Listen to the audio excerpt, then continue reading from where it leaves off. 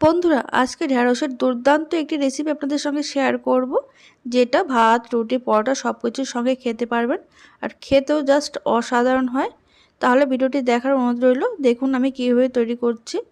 সবার প্রথমে একটা কড়াইতে দিয়ে দিলাম 1 চামচ সর্ষের তেল। তেলটা গরম হয়ে যাওয়ার পর গ্যাসের ফ্লেম একদম লোতে রেখেছি।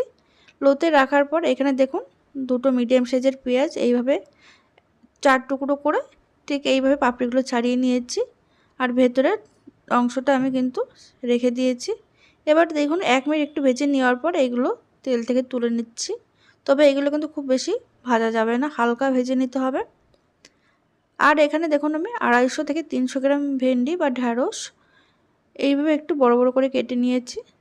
একটা ভেন্ডি আমি এখানে 3 টুকরো করেছি। এবার এর মধ্যে সামান্য একটু নুন আর হলুদ দিয়ে লো টু মিডিয়াম আঁচে ভেন্ডিগুলো কিন্তু ভেজে নিতে হবে। দেখুন এখানে ভেন্ডি 2 থেকে 3 মিনিট সময় নিয়ে আমি একটু ভেজে নিয়েছি। এটা কিন্তু 50% মতন ভাজা হয়ে গেছে। তবে পুরোপুরি যেন গলে না যায় ভাজতে ভাজতে, সেটা খেয়াল রাখবেন। দেখুন এগুলো ভাজা হয়ে গেছে, এবার এগুলো তুলে নেব।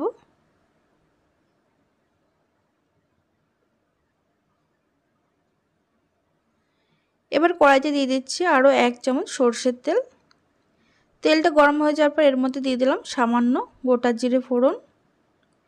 এবার দিয়ে দিচ্ছি এর মধ্যে গ্রেট করা পেঁয়াজ। এখানে যে পেঁয়াজটা আমি প্রথমে ভেজে নিয়েছিলাম তার যে ভেতরের অংশটা, সেটা কিন্তু একটু গ্রেটারের সাহায্যে গ্রেট করে নিয়েছি। আপনারা চাইলে একটু থেঁতো করে নিতে পারেন হামানদিস্তাতে।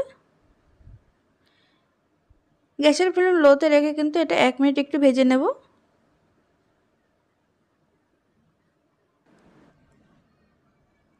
এক মিনিট ভেজে নিয়েছি। এবার এর মধ্যে দিয়ে দিচ্ছি থেঁতো করা আদা আর রসুন।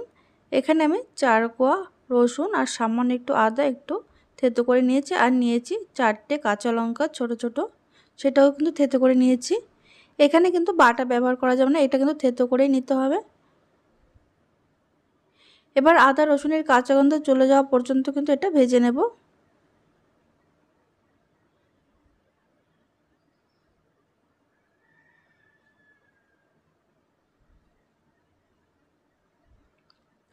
দেখুন আদা রসুনটা কিন্তু খুব সুন্দর করে ভাজা হয়ে গেছে বা কষানো হয়ে গেছে।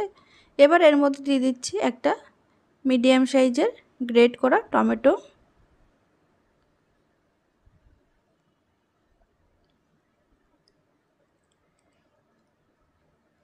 তিরিশ থেকে 40 সেকেন্ড একটু কষিয়ে নেওয়ার পর এবার এর মধ্যে আমি দিয়ে দেব কিছু গুঁড়ো মশলা। দেখুন এর মধ্যে দিয়ে দিচ্ছি 1/2 চামচ ধনে গুঁড়ো, দিয়ে দেব 1/2 চামচ জিরে গুঁড়ো, দিয়ে দিচ্ছি পরিমাণ মতন হলুদ, আর দিয়ে দেবো এর মধ্যে স্বাদ মতো নুন। এবার এর মধ্যে দিয়ে দেবো কালারের জন্য কাশ্মীরি লাল লঙ্কার গুঁড়ো 1/2 চামচ। মশলা যাতে পুড়ে না যায় তার জন্য দিয়ে দিচ্ছি এর মধ্যে সামান্য একটু জল। জল দিয়ে এবার মশলাটা কিন্তু একটু কষিয়ে নেব 1 থেকে 1.5 মিনিট, যতক্ষণ না মশলা থেকে তেল ছাড়ছে। দেখুন 1-1.5 মিনিট কষিয়ে নেওয়ার পর মশলা থেকে কিন্তু তেলও ছেড়ে দিয়েছে। এবার এর মধ্যে দিয়ে দেব আমি ভেজে রাখা ভেন্ডি। দেখুন ভেজে রাখা ভেন্ডিটা এর মধ্যে দিয়ে দিলাম। এবার মশলার সঙ্গে কিন্তু খুব ভালো করে এটা কষিয়ে নিতে হবে। গ্যাসের ফ্লেম কিন্তু একদম লোতে রেখেছি। লোতে রেখে কিন্তু মশলার সঙ্গে ভেন্ডিটা কিন্তু আরও কিছুক্ষণ কষিয়ে নেব।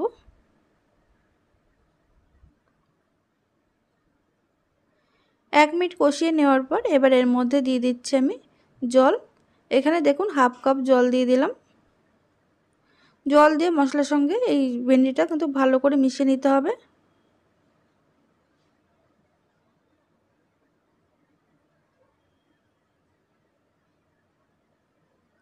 আর একটু জল দিয়ে এবার ভালো করে মিশিয়ে নিতে হবে, যাতে করে ভেন্ডিটা কিন্তু সুন্দর সিদ্ধ হয়ে যায়।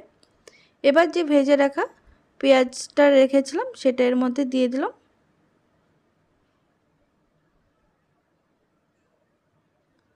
এবার ঢাকা চাপা দিয়ে এটা হতে দেব 2 থেকে 3 মিনিট লো টু মিডিয়াম আঁচে।